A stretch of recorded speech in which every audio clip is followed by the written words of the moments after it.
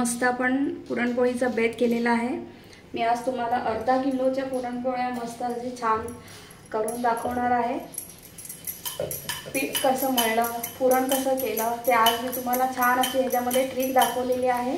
तर तुम्ही हा व्हिडिओ पूर्ण बघा आणि माझ्या चॅनलवर तुम्ही फर्स्ट टाइम आला असाल तर प्लीज सबस्क्राइब करा, बेल आयकॉनवर क्लिक करा आणि व्हिडिओला लाईक करत जा।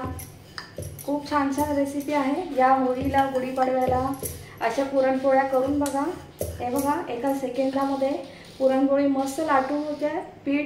पिठाची ट्रिक एवढी मस्त मी आज तुम्हाला ह्याच्यामध्ये दाखवलेली आहे, ते तुम्ही नक्की फॉलो करा। आणि चला आपण पटकनच कंटिन्यू करूया व्हिडिओ। एका वाडक्यात बघा मी 2 वाटी गव्हाचं पीठ घेतलेलं आहे आणि इथे 1 वाटी पाणी घेतलेलं आहे।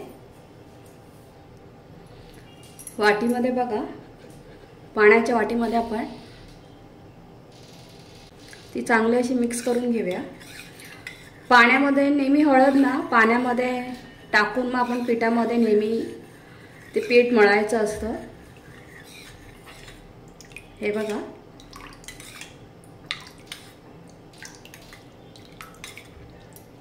ते चांगलं त्याच्यामध्ये पिठामध्ये ना हे पाणी खूप छान असं मिक्स होतं। आणि आता आपण ह्याच्यामध्ये किंचित चवीनुसार मीठ ॲड करूया।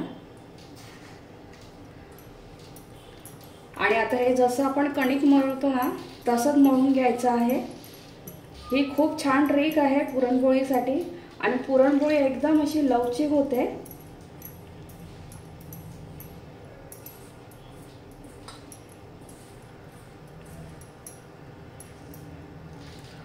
मैद्याच्या वगैरे पुरणपोळ्या खाण्यापेक्षा गव्हाच्या पुरणपोळ्या खूपच हेल्दी आहे।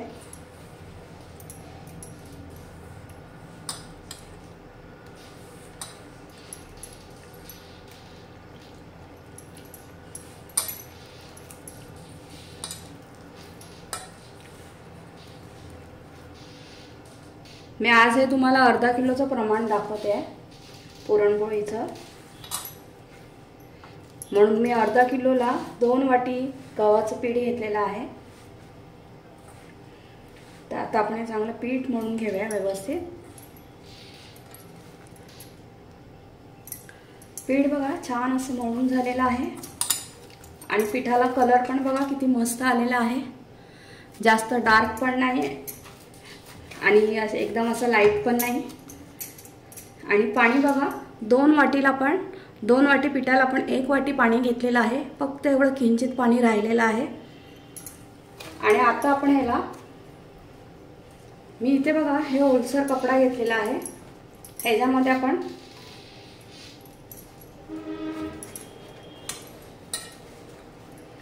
असं बांधून त्याच्यामध्ये असं ठेवून देऊया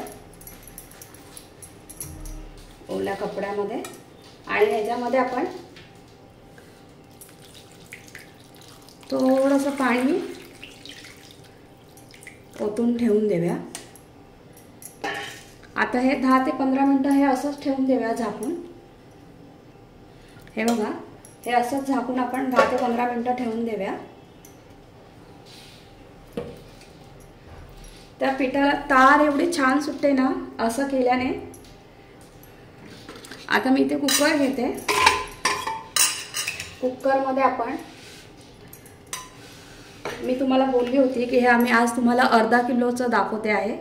तर हे बघा पाव किलोची 1 वाटी आहे, मी 2 वाट्या घेतलेला आहे, म्हणजे हे अर्धा किलो डाळ घेतलेली आहे। बघितलं तर 2 वाटी डाळ आहे आणि वजनी बघितलं तर ही अर्धा किलो डाळ आहे। तर मी डाळ घेते ह्याच्या कुकरमध्ये आणि ती आपण चांगली पहिला धुवून घेऊया। डाळ बघा कुकरमध्ये एकदम स्वच्छ व्यवस्थित धुवून घेतलेली आहे। आता आपण डाळीच्या नेहमी दुप्पट पाणी ॲड करायचं असतं। तर आता डाळ 2 वाटी आहे, तर मी आता ह्याच्यामध्ये 4 वाटी पाणी ॲड करते।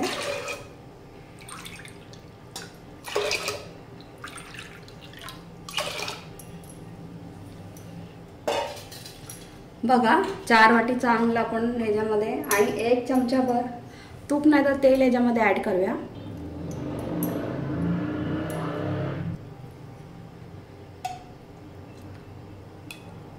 1 चमचा तेल ॲड केलेला आहे ह्याच्यात। आता ह्याच्या चांगल्या 5-6 आपण शिट्या होऊन देऊया. डाळ चांगली शिजवून घेऊया.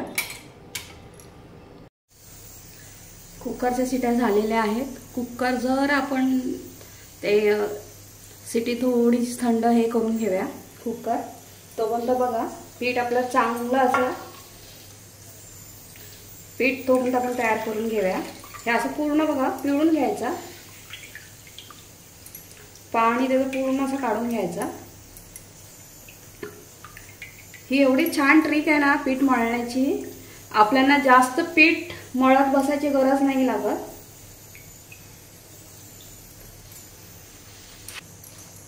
पीठ बघा एवढे छान त्याला तार येते ना पिठाला.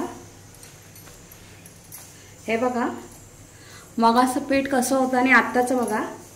हे बघा खूपच छान होतं पीठ. आणि पीठ का आपल्याला जास्त मळत बसायची गरज नाही लागत. एवढं सुंदर पीठ होतं. हे बघा एकदम असं लवचिक होऊन जातं. हळदीला म्हणून अशी हळद पाण्यामध्ये मिक्स करूनच मगच आपण पीठ मळायचं. नाही तर कधी कधी काय होतं हळद आपण सुक्या पिठामध्ये टाकली ना की ती पूर्णपणे मिक्स नाही होत. एका साईडला कशी राहते बघा. आता आपण ह्याच्यामध्ये थोडं तेल टाकून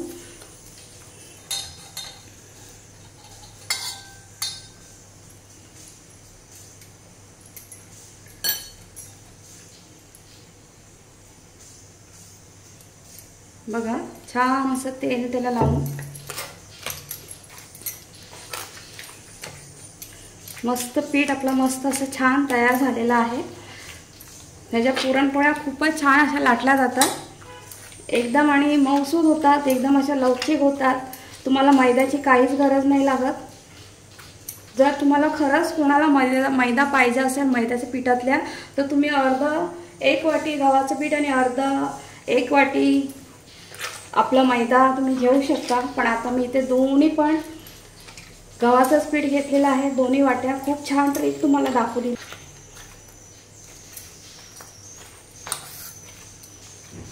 तर आता आपण ठेवून देऊया बाजूला.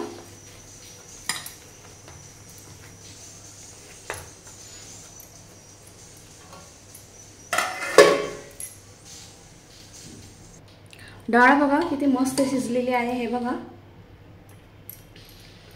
छान. ह्याच्यामध्ये आता आपल्याला वाटायला नाही जमणार तर मी आता हे दुसऱ्या भांड्यामध्ये काढून घेते. कुकरमध्येच आपण थोडं ह्याला मॅश करून घेऊया.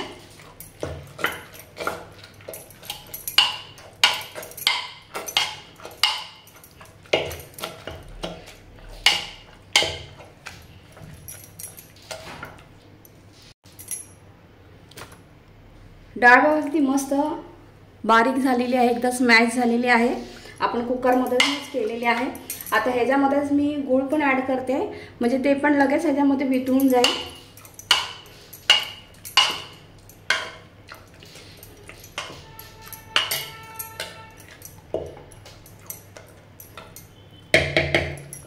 आता मी ह्याच्यामध्ये डाळ बघा 2 वाटी घेतलेली आहे. अर्धा किलो. तर मी अर्धा किलोला कमी गूळ घेतलेला आहे. म्हणजे 1 वाटी पूर्ण घेतलेली आहे आणि दुसरी वाटी पाऊण घेतलेली आहे. तुम्ही अर्धी पण घेऊ शकता किंवा तुम्ही पूर्ण 2 वाट्या पण घेऊ शकता.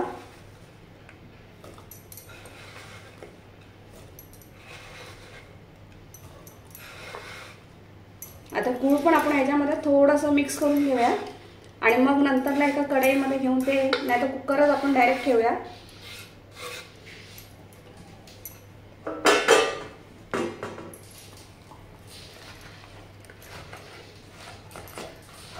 हे पण पुरण बनवण्याची एकदम साधी सोपी पद्धत आहे. तुम्हाला मिक्सरची गरज नाही पडणार. पुरण यंत्र कोणाकडे नसतं, कोणाकडे असतं. चाळण तुम्हाला चाळणीची पण गरज नाही लागणार. आणि हे गुळला डाळ जेव्हा एकदम गरम असते ना तेव्हाच टाकायचं. बघा लगेचच ते मेल्ट होऊन जातं.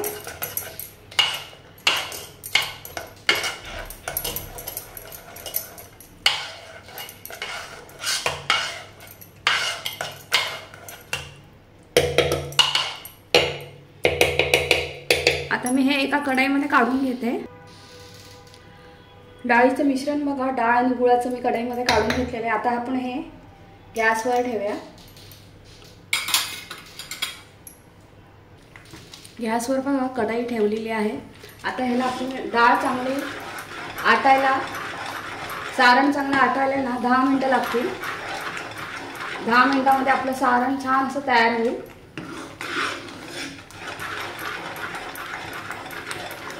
आणि हे मीडियम गॅसवरच करायचं।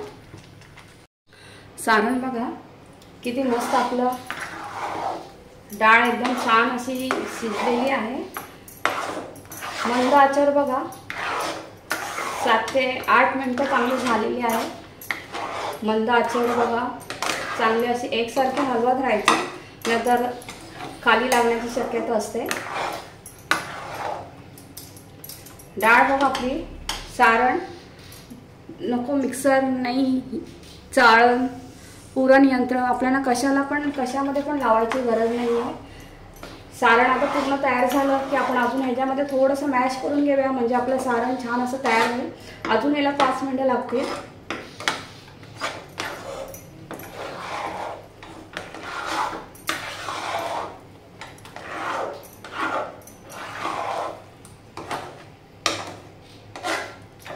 पुरण बघा किती मस्त छान झालेलं आहे।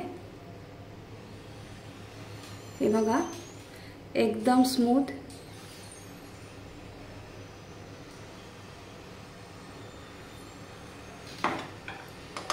तर आता अजून मी 5 मिनिटं आपण त्याला छान अजून थोडंसं परतून घेऊया।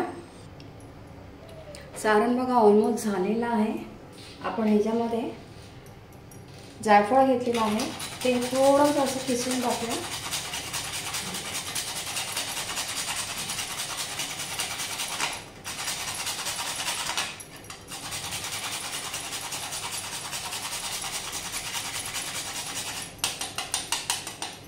बघा मस्त असं जायफळ ह्याच्यामध्ये किसलेलं आहे। आणि 1 चमचाभर आपण ह्याच्यामध्ये तूप ॲड करूया।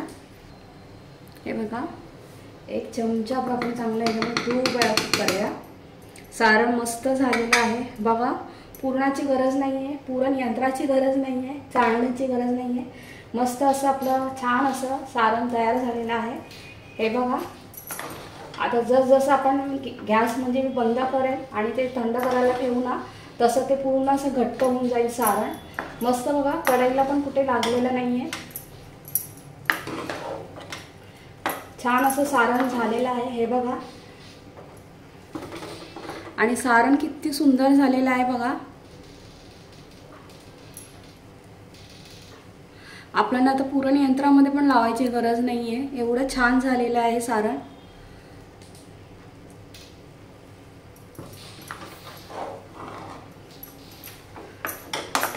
हे बघा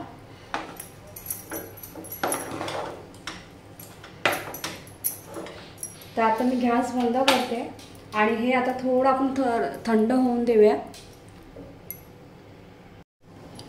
पुरण बघा किती मस्त झालेलं आहे। आपल्याला पुरण यंत्राची अजिबात गरज नाही लागलेली आहे। कढईमध्येच मी मगाशीच तुम्हाला दाखवल्याप्रमाणे मॅश करून घेतलं होतं। आणि हे बघा थंड झाल्यावर फक्त थोडंसं हलकं असं मॅश केलं, आपलं सारण किती सुंदर तयार झालेलं आहे। हे बघा खूपच सुंदर होतं सारण। हे बघा तर आता मी एका साईडला तवा ठेवलेला आहे तापत आणि आपण लगेचच पुरणपोळ्या करायला घेऊया।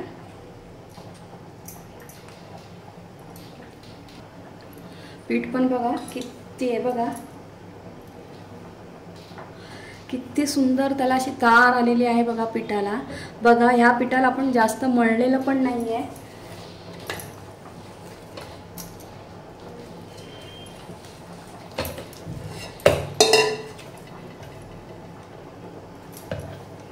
बघा किती सुंदर पीठ पण तयार झालेलं आहे। तार बघा किती सुंदर येते।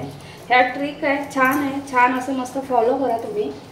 पुरणपोळ्या एकदम छान होतात, एकदम मस्त होतात। बघा हे मैदा नाही, आपण गव्हाचं पीठ घेतलेलं आहे।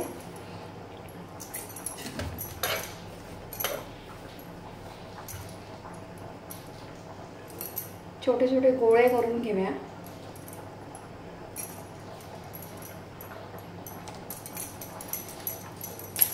आणि शक्यतो पुरणपोळी लाटताना तुम्हाला पाहिजे तर पेपर घ्या, खाली बटर पेपर किंवा कपडा बांधून घेतात.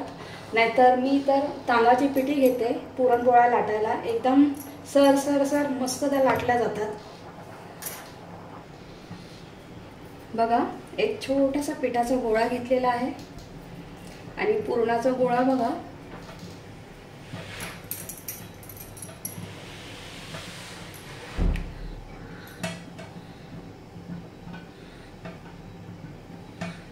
बघा, पिठाचा गोळा बघा आणि पुरणाचा गोळा बघा.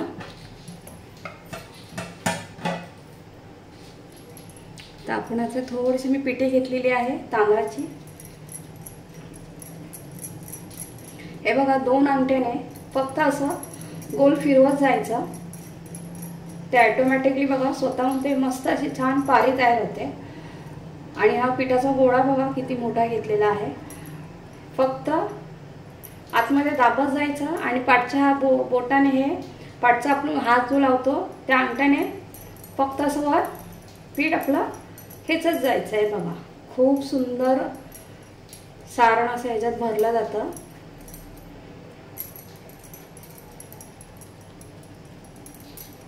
हे बघा,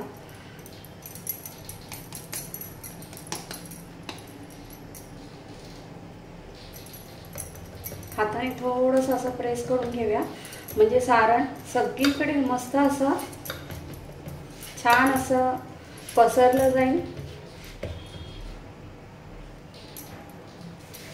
आणि आता आपण मस्त अशी छान पुरणपोळी लाटायला घेऊया.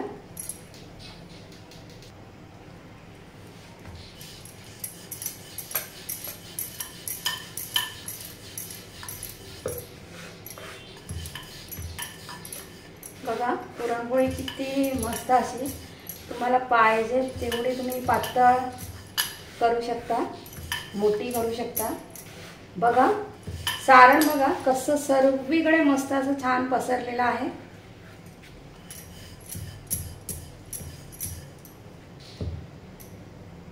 तवा पण छान असं गरम झालेला आहे.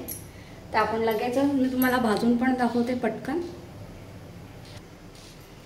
तवा बघा चांगला असं गरम झालेला आहे. तर आपण त्याच्या पुरणपोळी टाकूया. हे बघा किती मोठी झालेली आहे. बघा, पुरणपोळी पूर्ण तवाभर झालेली आहे.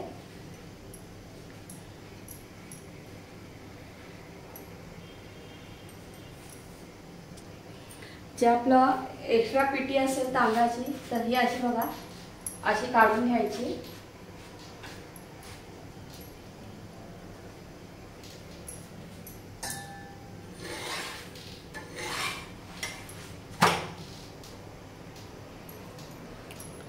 पुरणपोळी भाजताना बघा मी व्हिडिओ कुठेही स्किप केलेला नाही आहे. पुरणपोळी किती बघा स्वतःहूनच छान अशी फुलते आहे. काय सुंदर दिसते आहे बघा फुलताना. आणि तुम्ही ह्याच्यावर तूप किंवा तेल टाकू शकता. मी आता तूप आणि तेल दोन्ही मिक्स घेतलेलं आहे.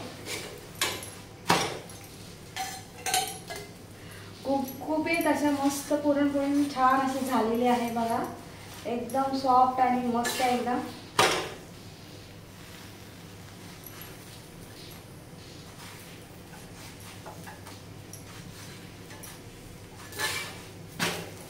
किती सुंदर पोळी झालेली आहे बघा आपली. मी आता इथे सुती कापड घेतलेलं आहे त्याच्यावर मी ठेवते. काय सुंदर झालेली आहे बघा पोळी.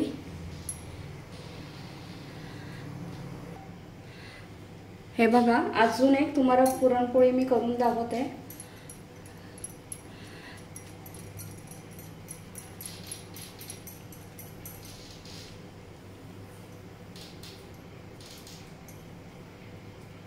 हे बघा, सारणाचा गोळा घ्यायचा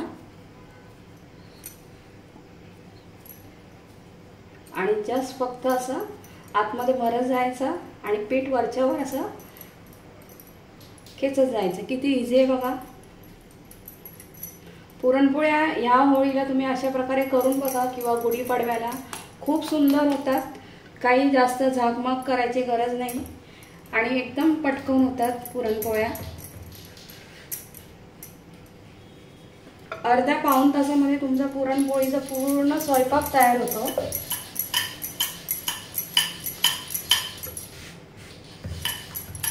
बघा तांदळाची पिठी लावली ना की पुरणपोळी एवढी छान अशी मस्त सरसर सरसर।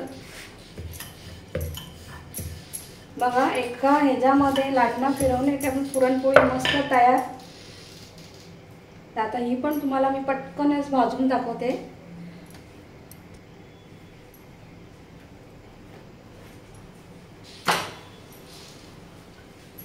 आणि जी एक्स्ट्रा पिठी असेल ती अशी काढून घ्यायची।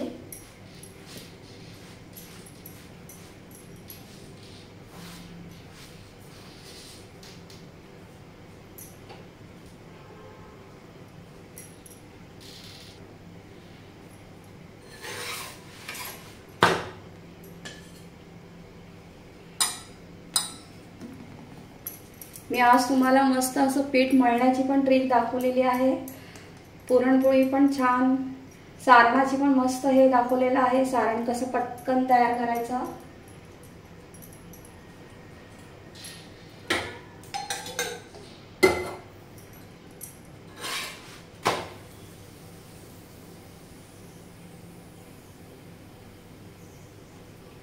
पुरणपोळी बघा कसली मस्त टम फुगते अशी आहे, छान मस्त अशी।